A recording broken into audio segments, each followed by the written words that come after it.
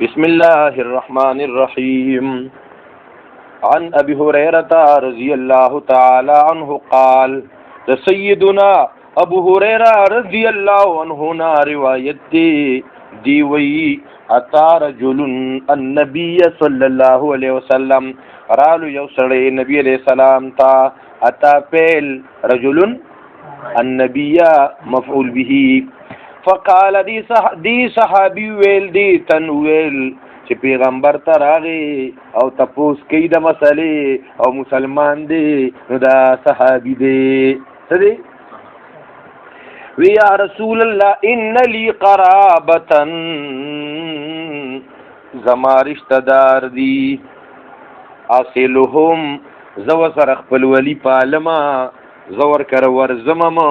خیر خبر مخلما هو یقطعون او غیره سره خپل ولی نه پالی نه را کر راضی په خبره نه دروغ رنځور زور زم ز خپل ولی پالم خو غیره سره نه پالی واحسن الیهم زور سره احسان کوما ويسيئون الی او چې موکوته ملاویږي نو زما د خپوته تبر را پریدي زما د شرمولو کوشش کوي ما سره بد کوي زما خلاف خبرم کوي ما ته نقصان دا رسولم غواړي ما شرمای زما سپکی وي ازماله چې مکملاویږي زو سره احسان کوما او دی ما سره بد کوي ويجحلون علی دی ما سره د جهل کار کوي بے وفایی را سره کوي غوسه کیږي راته کنزلم کوي جهل کار کوي واحلم عنهما او زد دین مخ اړوم او زدا برداشت کوما واحلم عنهما ويجحلون علی دی را سره د جهل کار کوي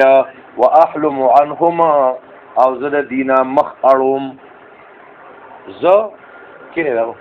واحلم ز صبر کوم پر یې سره قال نبی علیہ السلام فرمایل لئن کان کما تقول یو روایت کړی لئن كنت کما قلت کدا تسوي او تداسي چې ستا خپلوان تا سره خپل ولی نه پالي او تو سره بیا هم پالي دا لوی عمل دی ها په نن سبا په دنیا کې هیڅ نشته کوم د ډیر کم به یاره که یو ته وي زه انچ باندې دا بل ته وي دوه غزم زماره د سره ضرورت نشته اوري نبی علیہ السلام تو فرمایل لئن کان کما تقول کچرتوی آغا شانتی چتوی نو کانما تصبهم الملا کانما گویا چتا دیده پا دی مخ باندی ایره ورواچولی سم زلیل لکه حق داسی تکی تا دی زلیل که تاولا په مخ باندې ایری ور واچولې او بل چې ته داسې کې نو ولا یزال معک همیشه بیتا سره